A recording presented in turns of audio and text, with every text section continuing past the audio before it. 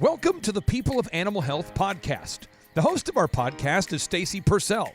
Stacy is the leading executive recruiter for the animal health and veterinary industries. She's the founder of Therio Partners and the Vet Recruiter. Stacy has placed more professionals in key positions within the animal health and veterinary industries than any executive search professional. And along the way, Stacy has built relationships with some outstanding people who are doing incredible things to make a difference. The People of Animal Health podcast features industry leaders and trailblazers who have made a significant impact or are making an impact in the animal health and veterinary industries. Stacy chats with them to learn more about their lives, their careers, and the unique and interesting things that they have done to contribute to the animal health or veterinary industries. She is here to share their stories with you. Now here's the host of our podcast, Stacy Purcell. Hello, everyone. Welcome to the People of Animal Health podcast. On today's show, we are talking with Mark Ziller.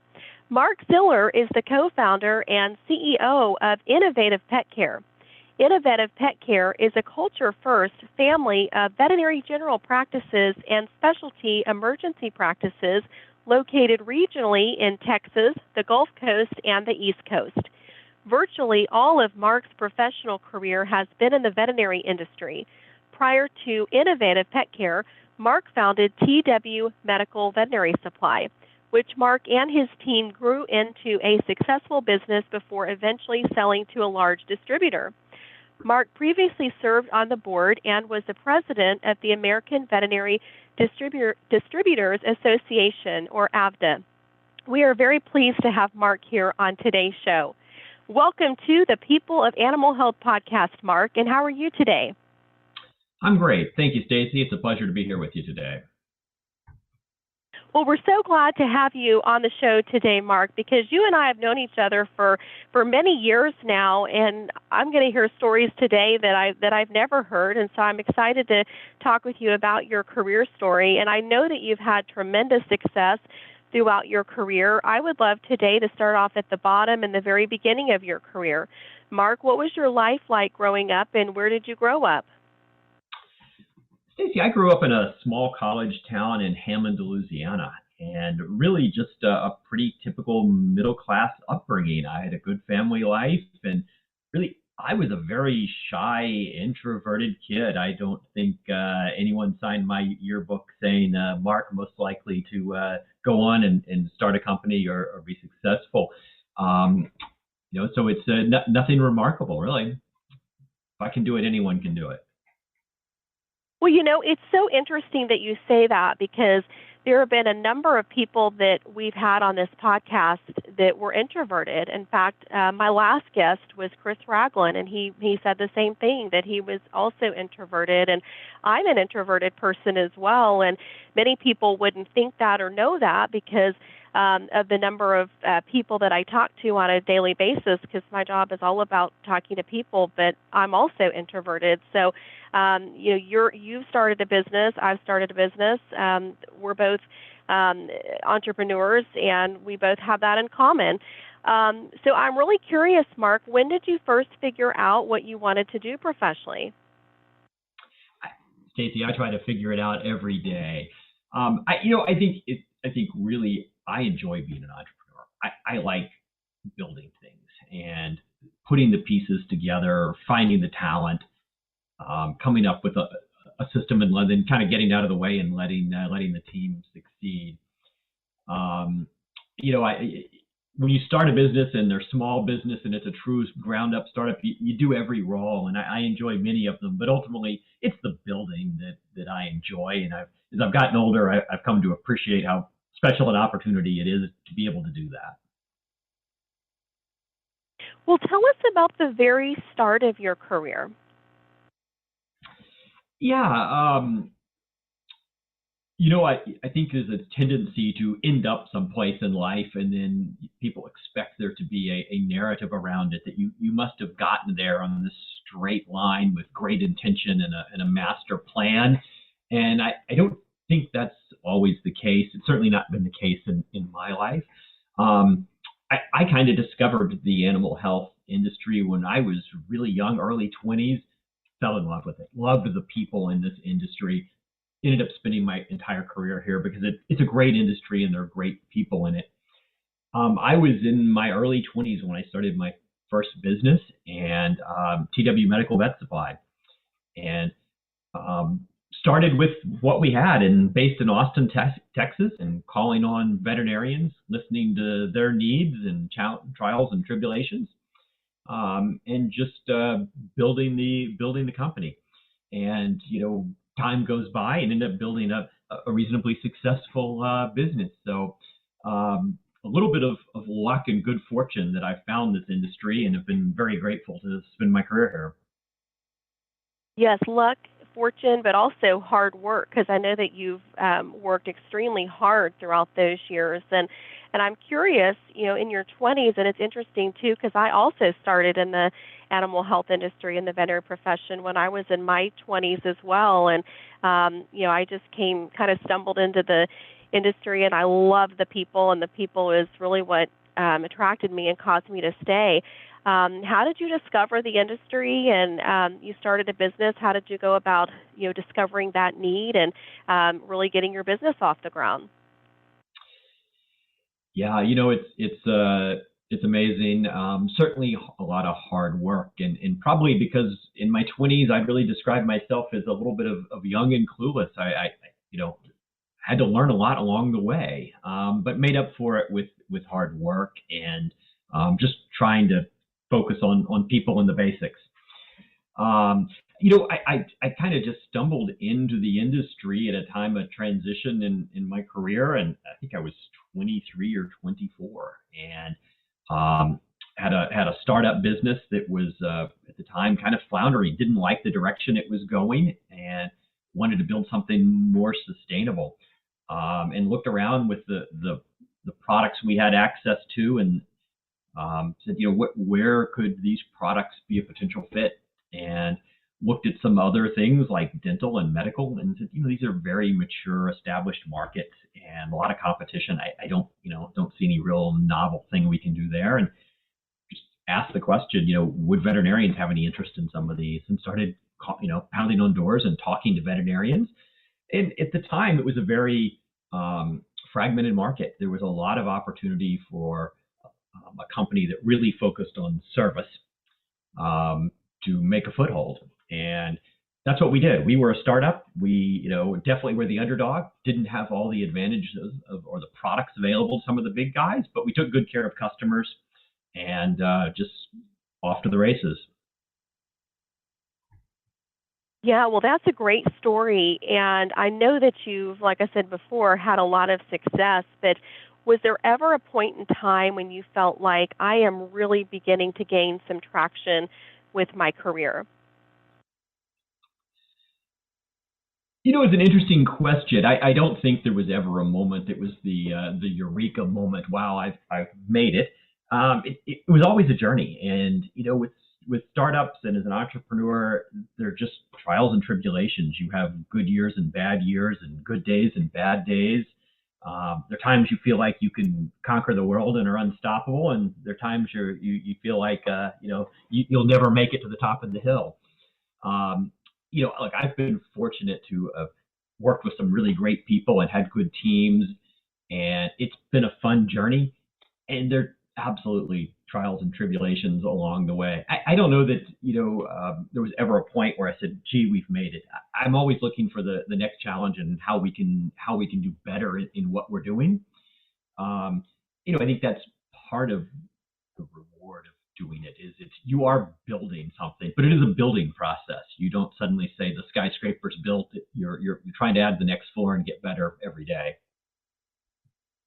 Yeah, I like what you said about that with the building process, and also about the journey. You've got some good days, some bad days, some high points, some low points, and I think that's the case with every person's career, and probably every business that's being built as well. And I know that we've talked about your tremendous success, but you've probably also had some low points too. So walk us through some of the highest high and some of the lowest low points of your career.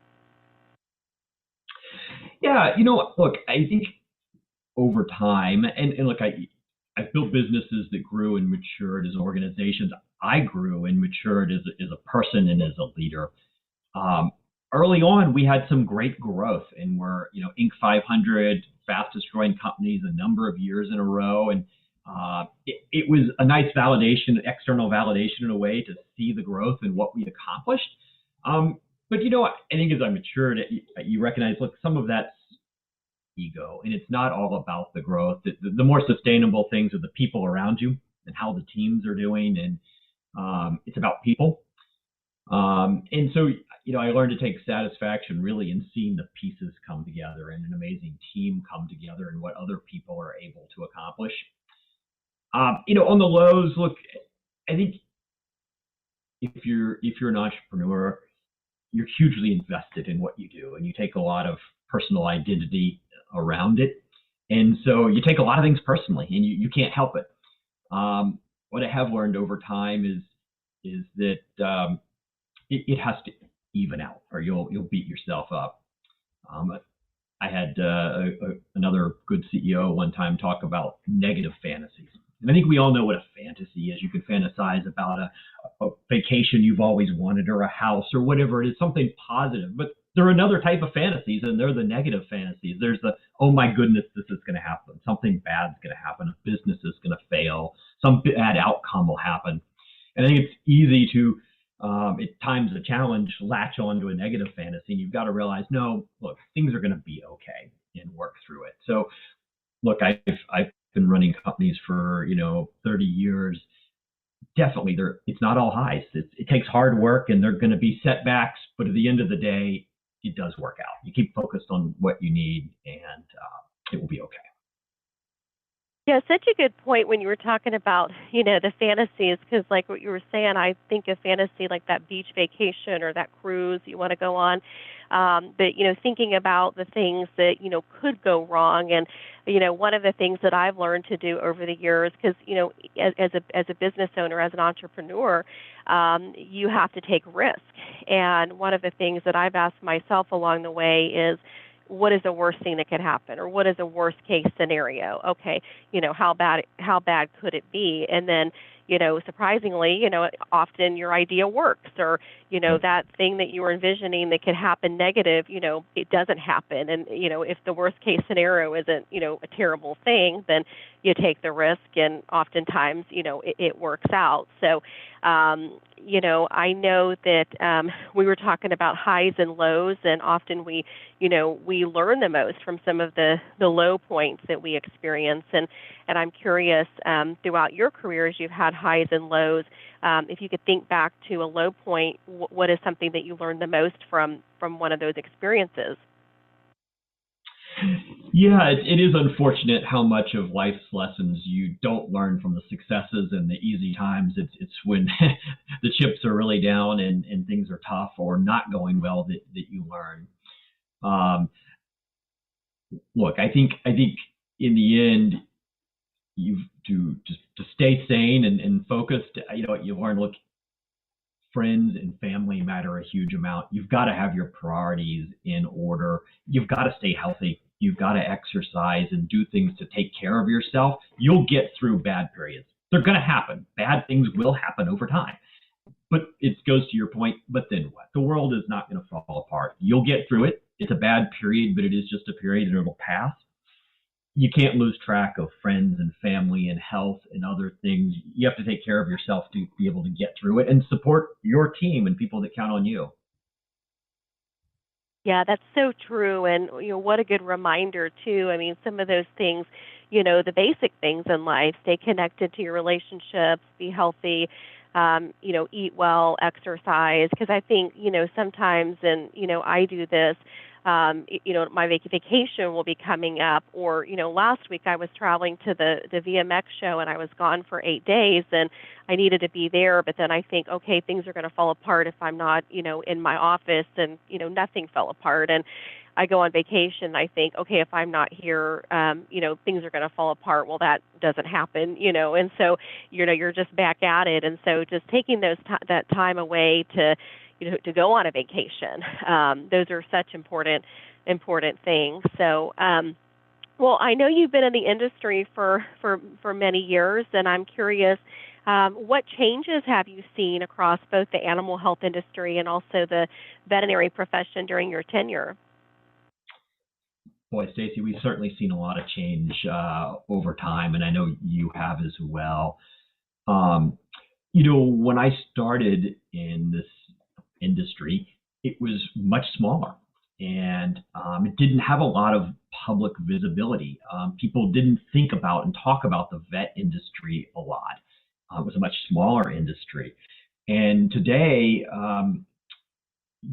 it is a mature, big, multi-billion-dollar industry that has a lot of public visibility, and a lot of new people and outsiders have come into the industry. And I think there are pluses and minuses to that. Look, it's great to have different perspectives and fresh ideas. I think there's a little bit of what I call humanization of the industry. Is you've got a lot of people that haven't spent their entire career coming in. They're coming in from other, from human healthcare or retail or private equity. And so in a way, it's great to have fresh perspectives. In a way, I think a little bit of the charm gets lost. It's become not just about pets. It's become a big business. And we're trying to balance that this is really about people and pets first. At the same time, I think there are many aspects that haven't changed, and I'm really happy for that. This profession is filled with really passionate people that care about pets. It's very much a people and relationship industry. It's got a lot of people that, like you and I, have spent their entire careers here, and there's just a lot of great aspects of that. The people still are the selling point of the industry. Yes, you get to work around pets or with pets, but it's the people that work in this industry that make it so special. And I'm glad that part hasn't changed. Yes, I agree with you. The people and the passion for the pets and the people. That's what attracted both of us to the industry. And it's fun to look back and see, where we started and, where we came from. And it's also, interesting to think about the future too. And I'm curious, Mark, what does your crystal ball say about the future of both the animal health industry and the veterinary profession? I think it's going to be an amazing future. There's, as you well know, there's a shortage of workers now, veterinarians and staff. But that's a transitory thing. That will right itself over time. The fundamentals that drive this industry are still there. Pet ownership continues to be at record levels and grow. The human-animal bond has never been stronger. People love their pets and are willing to spend money and sacrifice to make sure their pets live a happy, healthy life. There are many people that want to be in this profession and industry, and there are lots of change happening now, and it makes some people nervous. But I think many of the things are really going to have a bright future. Some of it is disruptive in the short run, but I think this is going to continue to be a great industry and great prospects for people that work in it. Yes, lots of opportunities too, and I'd love to focus on the kind of projects that you're up to today, because I know you're very busy with Innovetive and very influential within the industry, and I'd love for you to share with us about the kinds of projects that you're working on today. Yeah, look, we stay really busy and are trying to always adjust the tactics and services and support we provide our practices so they can be successful. And that changes over time, but we try to make sure we keep focused on the big picture, right? It's about people. We've got to find ways to support the people and provide what they need. Last year, we launched a new grad mentorship program that we're continuing to flesh out and develop, and we're really excited about that. In fact, this weekend, we're oversubscribed to the ultrasound class that we're doing here in Austin. I think we have 20 relatively new grads joining. Excited about that. We launched a whole new program to support our practices around remaining competitive and continuing to win pharmacy orders for the practices and not lose that to out-of-channel competitors, where we can help our practices take a lift off of them and keep that business in place. Doing a lot around marketing for our practices. As the economy turns and there are different challenges, we want to make sure local pet owners know our practices are the place to go for great care and just let them see the good reviews. There are lots of things we're working on, and it changes all the time. We're trying to look around the corners of what's happening in the world and make sure our practices are positioned to continue being successful. Yes, and I'm curious about what a typical day is like for you personally at Innovative. I'm curious, what time do you wake up in the morning, and how do you organize your day? I stay fairly busy. So I get up early. I found that if I don't work out early, the life gets in the way, family commitments get in the way, and I just don't work out consistently. So I get up at 5, work out, have a good hard workout for about an hour, and then shower and check emails and get into the office. And that works great for me. Honestly, I wasn't really a morning person until fairly late in life, but now that I do this routine, I have so much more energy on days that I'm working out. Really, most of my day is spent with people, talking to people in meetings, trying to make sure my team has the tools and resources they need. I don't know that there's a typical day, but it's centered around people. So. Well, what would you say are a few of your daily habits that you believe have allowed you to achieve success? I know that you just talked about getting up early, exercising, but what are some of the other daily habits along the way that have allowed you to achieve success?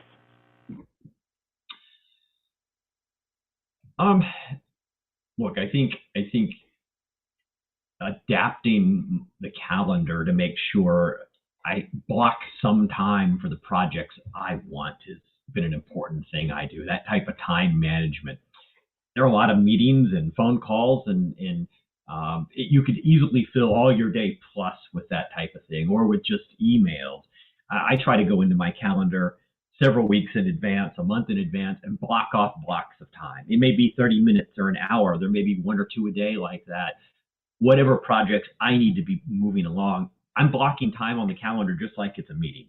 And that way I get to make sure no matter what else happens in the day, whatever chaos pops up, however many demands are, it's like a meeting. I've got an hour or 2 a day to move the key things along. And I find that works for me. That way I'm still able to focus on the priority things and don't let the urgent things derail me too much.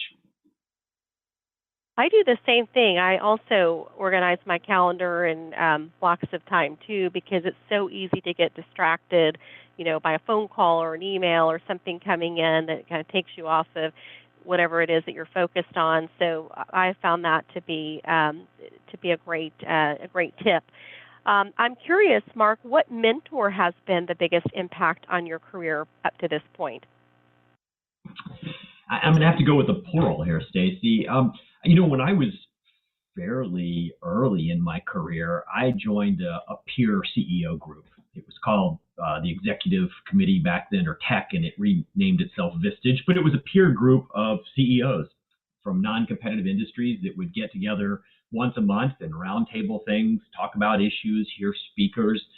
And it was hugely influential for me to learn from other people and see what worked for them and have a sounding board, some incredibly talented people in that. And I'm a big believer in that peer-based learning model. In fact, we've partnered with VSG so that all of our practices at Innovative now have a chance to have a peer-based learning model among themselves. It's not just what Innovative shares sort of top down. They get to learn from other peers at great Innovative practices in a peer-based model, because I am a big believer in that. Yeah, that's great. I'm curious, what has been the biggest adversity that you've had to fight throughout your career? Stacey, look, I'm an entrepreneur. I've done startups. So I think the biggest consistent adversity is I've always been the underdog. I've always been, our company's always been smaller, less capitalized, less resources. We were always in the building mode. So you had to get good at the things you did and working with what you had available. I guess, what's the biggest adversity? Look, we were always an underdog, and that's okay. We've been successful at what we wanted to accomplish. Our goal was never to be the biggest in the things we did. It was to be really good at it, but certainly has challenges when you are a startup in a smaller company. I have worked with many underdog companies throughout my career, and I find those are some of the most fun companies to work with. People are highly motivated, to win, and I love that. What advice would you give the younger version of yourself? It kind of scares me thinking back to the younger version of myself. I was blissfully ignorant. Look, I think there are definitely some key things that I would love to tell the younger version of myself. I think I succeeded early on because I worked hard, not because I was particularly skilled or wise.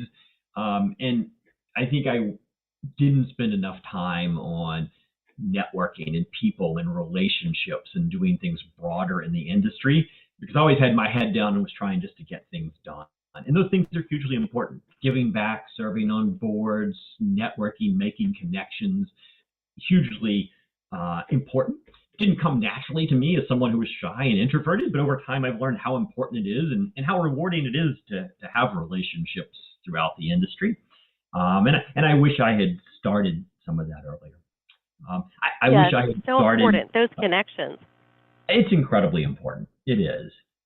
I wish I had gotten into fitness a lot earlier. I was in my mid-40s before I really ever started working out and getting serious about it, and I have so much more energy when I do, and wish I had done that earlier. But glad I finally got around to it. Yes. We find that most successful people tend to have some idiosyncrasies that actually can become their superpower. I'm curious if you have an idiosyncrasy that is your superpower. Well, I'm glad I get a chance to answer this and you're not asking my wife or coworkers. They may have a really long list. I don't know about superpowers, Stacy, but I'll share this with you. I'm generally pretty self-aware of my strengths and weaknesses. There are some things I'm pretty good at, and there's some areas where I'm definitely weaker, and I've tried to hire talented people to fill in around those areas so that we balance each other out and make a good team. But there are areas that apparently I was a little bit blinded to. It was much later in life, really when I had kids finally, that I started to look and say, boy, my kids seem kind of ADD. And my wife kind of rolled her eyes and said, gee, I wonder where they get that. And I'm kind of like, yeah, it does seem a lot like me.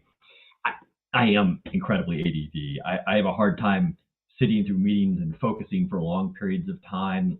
I'm constantly needing to learn new things. I can't just sit. I need to be doing one thing, if not 3 or 4 things. I guess the sort of superpower side of that, and I don't know how much of a superpower it is it's a strange dichotomy. People that tend to be ADD also have this strange ability to be able to dive incredibly in depth into something. And it's not that you just can't ever focus, but you tend to latch on to things. I can find a new subject I need to become good at, immerse myself and learn it quickly and in depth, probably while juggling a ball and humming a tune. But anyway, I definitely have learned over time that one of my idiosyncrasies is I am ADD, and I've kind of got to manage myself. Yeah, I have often said to people that I must have undiagnosed ADD. I've never been diagnosed with it, but I must have it because I'm a lot like that too. Mark, what message or principle do you wish you could teach everyone? In a business context, I think you can't underappreciate the impact of culture. And it's one of the things it can be hard to articulate, but you can sense right away if they have it or not. You walk into a facility or a team, you can sense it. It's not meant, in my mind, to be a fancy slogan that's printed on the wall or a mission statement. To me, culture is the sum of all your actual interactions. What's reality? How do you really live and interact with people? And it can't be fake. it is reality, but it can be aspirational. It can be who you want to be, how you want to act as a company. As long as it's genuine and you're working towards it, that aspirational element's really powerful. And I think it's a key element to being happy at work is to be part of a good culture. Everyone in a company is a cultural ambassador. It's the interaction of every single person. Mm-hmm. Mark, you are super successful, but what do you struggle with the most? What is your weakness? What is your kryptonite? It would be hard to narrow it down. I have plenty of weaknesses. I am still shy and introverted. My role requires me to be outgoing. That doesn't mean I'm gifted at it or it comes naturally. And I think that it's still difficult at times to have difficult conversations and to do the peopling side of things. Certainly, I get better over time and try to continue getting better. I also hire and surround myself with really talented people, and I learn from everybody, peers, coworkers, anyone around all the time. I have plenty of weaknesses, but I try to just be open about it. I don't have to be perfect, and because I have a weakness, that just means the opportunity to learn or find great people that are good at that thing. Yes. Going back to the point about shyness and being introverted, because I share with you that, I'm also introverted. I can remember, back when I was a kid, like in elementary school, I would hide behind my mother's legs. I mean, I was a really shy, introverted kid. And then, for me, I was in high school, and I finally one day said, why am I shy and introverted? And I just forced myself to be outgoing, but it didn't come naturally. And then I went to college and got a degree in broadcasting journalism, which really forced me to, I anchored a newscast when I was in college, and so that really forced me to, not be that way. But it's very natural for me to be introverted, and I've just had to force myself over the years to, put myself out there. And like you, my job also requires that. I'm curious. How do you get past that? Because there's a lot of people that, I mentioned Chris Ragland was on the podcast, and people wouldn't think that Chris Ragland is introverted. How have you sort of, pushed yourself in that area to because you're working with people all day? I just like you went to college and went into broadcasting and kind of forced yourself to do it. I think that's part of it. You have to do it, and you may be very uncomfortable. You have to get out of a comfort zone. And look, if the things make you uncomfortable and you say, well, I'm not going to do it because of that, you won't get better. It may be miserable the first couple of times you do it. And I'm sure if anyone had recorded my early speaking engagements, they would have been horrible. In fact, I took public speaking class in both high school and college and only passed because of the incredible generosity of my teachers. It didn't come naturally. I think the key is you do it and you try to learn. You say, look, what went well and how do you do it? And as you begin to get confidence, it does come. It doesn't come naturally. I don't love it. I don't seek out the spotlight to this day, but it comes with the role, so I go do it. I know Chris Ragland well. He is a good speaker, and I know I wouldn't have suspected that he was an introvert, but I feel for him. So I'm curious, I don't know if you're a reader, but I'm curious, are there any books that you believe that all of our listeners should read? Stacey, I think I've always been a voracious consumer of information and knowledge. Most of my life, I did read books avidly, and then, as technology changed and I traveled a lot, I switched to a Kindle, an electronic reader, and over the last, decade, I've probably switched to more audiobooks and podcasts like yours. I really like podcasts, and it's a great way to learn. One that I really enjoy consistently, and that I think I find inspirational and informative is I really like the podcast by Guy Raz, How I Built This, and where he interviews different entrepreneurs and founders. The success stories are amazing. It's cathartic to hear other people's trials and tribulations and how they overcame. And there's a lot of just great themes in it. And I think anyone that's interested in business or entrepreneurship would find that to be both an entertaining and informative read or listen as it would be. There's so many great podcasts out there, and I like podcasts too because you can be driving in your car or doing exercise and being able to learn that way. Well, I know that you don't like the spotlight, but I'm going to give you the spotlight, and you've got the mic, Mark. What is one thing that you want to share with our listeners of the People of Animal Health podcast before you drop the mic today? Well, thank you. Look, Stacey, thank you for everything you do for the profession. Thank you for putting on the podcast. I love the title of your podcast, The People of Animal Health, because really this industry, this profession is about people and relationships. There's some amazing people in it. Our business is centered around people and culture. Your whole business is around people and matching people together. People are what make this industry special, and I hope that never changes. So thanks for everything you do and helping in your part of that and for putting on the podcast. Yes, I love it. That's the best part of my job is that I get to work with people and talk with people and hear their stories. Like I'm having the opportunity to hear your story today because, like I said, we've known each other for a long time, and I didn't know some of the beginnings of your career and how you got started and how you started some of these businesses. So very thankful to you, Mark, for being here on the People of Animal Health podcast today. Thank you, Stacey. It was a pleasure. Have a great day.